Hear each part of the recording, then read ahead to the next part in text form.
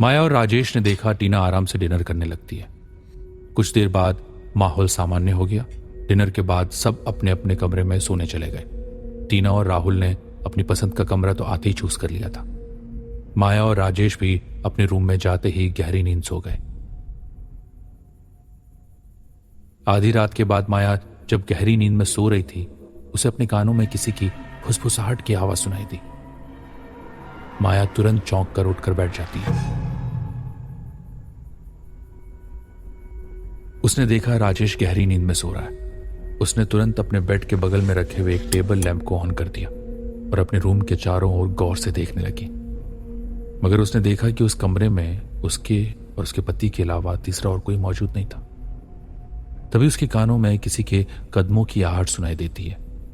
माया तुरंत उठकर खड़ी हो गई और उन कदमों की आहटों को बहुत गौर से सुनने लगी। उसने देखा कि वो आवाजें उसके कमरे से बाहर की ओर से आ रही थी। माया बड़बड़ाते हुए अपने आप से बोलती है, इतनी रात में यहां बाहर कौन टहल रहा है?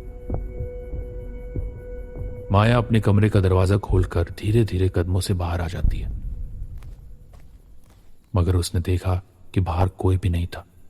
यह देखकर माया बहुत ज्यादा हैरत में पड़ जाती है। तभी अचानक माया की नजर सामने रखे हुए एक बड़े से फ्रिज पर पड़ती है जो कि खुला हुआ था। माया ने देखा कि फ्रिज में से कोई पानी की बोतल निकाल कर पी रहा था। माया धीरे धीरे कदमों से फ्रिज के पास जाकर खड़ी हो गई। उसने देखा तो कोई और नहीं बल्कि उसकी बेटी टीना थी। टीना पानी पीने में इतनी व्यस्त थी कि उसे इस बात का एहसास ही नहीं था कि माया उसे खड़ी हुई घूर रही थी। माया ने टीना की ओर बहुत गौर से देखते हुए कहा, तुमसे कितनी बार कहा है टीना, इस तरह से पानी नहीं पीते। मगर माया ने देखा कि टीना ने माया की बात का कोई जवाब ही नहीं दिया, बल्कि टीना गुस्से से माया की ओर देखने लगी। माया को टीना के देखने का अंदाज बड़ा ही अजीब लगा। टीना की आंखों में एक अजीब सी चमक थी। उस खौफनाक चमक को देखकर माया अंदर तक सिहर गई। टीना बड़ी फुर्ती से फ्रिज में बोतल रखकर सीढ़ियों से होती हुई अपने कमरे में ऊपर चली जाती है। माया हैरानी से टीना को जाती हुई बस देखती रहती है।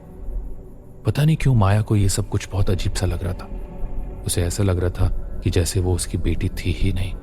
माया इसी गहरी सोच में डूबी हुई वहां पर खड़ी हुई थी कि तभी अचानक उसके पीछे से उसके कंधे पर किसी ने हाथ रखा। माया अपनी गहरी सोच से बाहर निकल आई।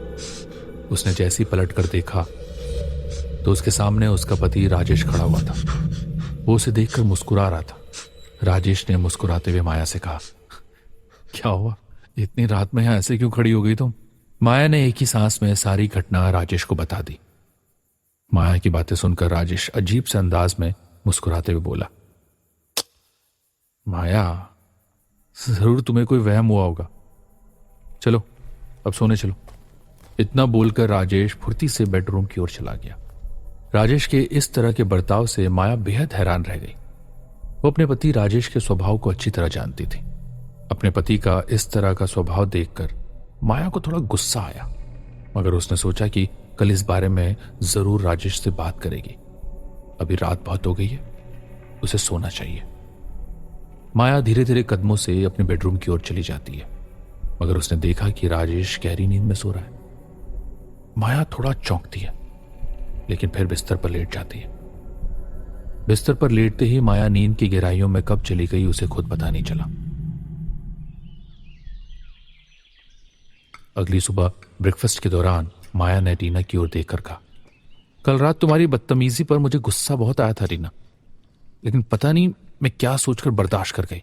अपनी मां की ये बात सुनकर टीना हैरत से अपनी मां की ओर देखकर बोलती है, क्या मतलब है आपका मॉम? क्या हरकत की मैंने कल रात? माया जो कि रात वाली घटना से गुस्से से भरी हुई थी, उसने बेहद गुस्से में सारी बात टीना को बताई। अपनी मां की बात सुनकर टीना बुरी तरह हैरत में पड़ गई। उसने देखा कि उसकी मां तो काफी गुस्से में थी। टीना हाथ जोड़कर अपनी मां की ओर देखकर बोलती है, लेकिन मॉम, कल रात तो मैं अपने कमरे से बाहर ही नहीं निकली। ये क्या बोल रही हैं आप? What nonsense! अभी क्या नया ड्रामा है तुम्हारा टीना? कल डिनर के दौरान भी तुम बगैर किसी से कुछ बोले गुस्से से डिनर छोड़कर चली गई थी और कुछ देर बाद हंसती हुई डिनर पर आ गई, और आज अब ये बात कर रही हो? माया को इस तरह गुस्से से देखकर राजेश बात को संभालने के लिए माया से बोला, इस बारे में हम बाद में बात कर लेंगे माया, आज हमारी इस घर में पहली सुबह है, अच्छे से ब्रेकफास्ट कर लो ना। मगर माया उल्टा राजेश से गुस्से में बोली, तुम तो अपनी बात मत ही करो।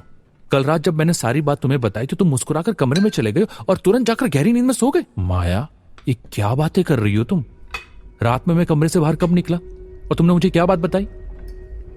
लगता है ना तुम्हारा दिमाग खिसक गया।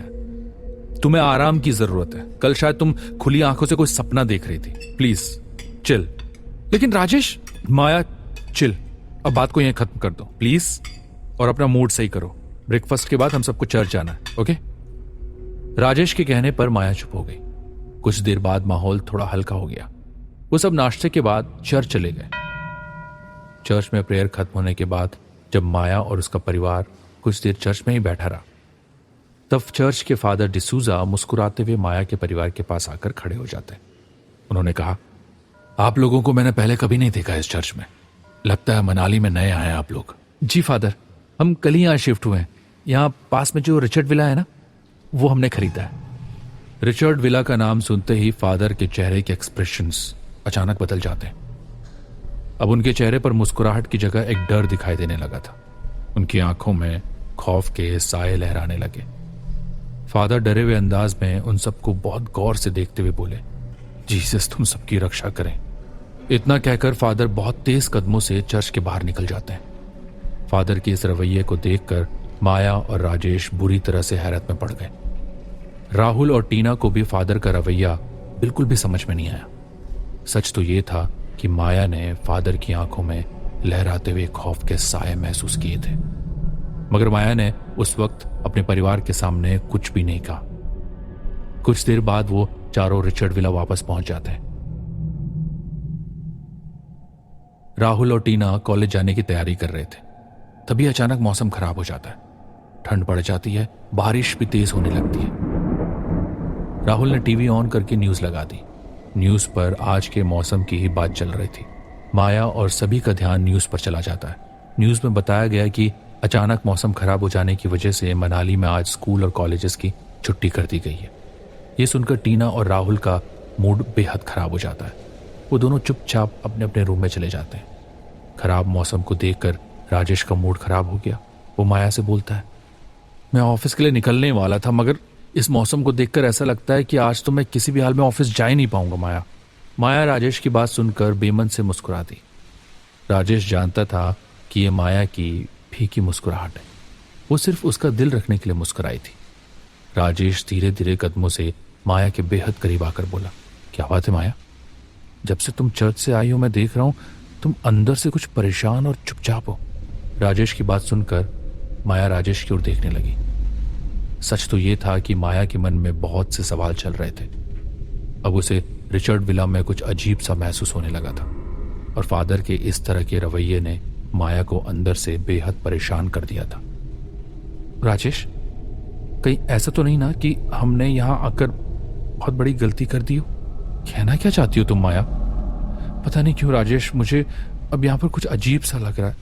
देखो ना, जब से हम आए हैं यहाँ कुछ भी सही नहीं लग रहा है। डिनर के दौरान अचानक से टीना का उठकर चले जाना, फिर दोबारा आकर ऐसे बिहेव करना जैसे वो उठकर गई ना हो, और फिर रात में। माया, तुम जरूरत से ज्यादा सोच रही हो। ठीक है राजेश, मैं तुम्हारी बात मानती हूं कि मैं जरूरत से ज्यादा सोच रही हूं, लेकिन मैं किसी भी कीमत पर चर्च के फादर का रवैया इग्नोर नहीं कर सकती। माया की बात सुनकर राजेश चुप हो जाता है, क्योंकि सच तो ये था कि उसे भी चर्च के फादर का रवैया बेहद अजीब लगा था।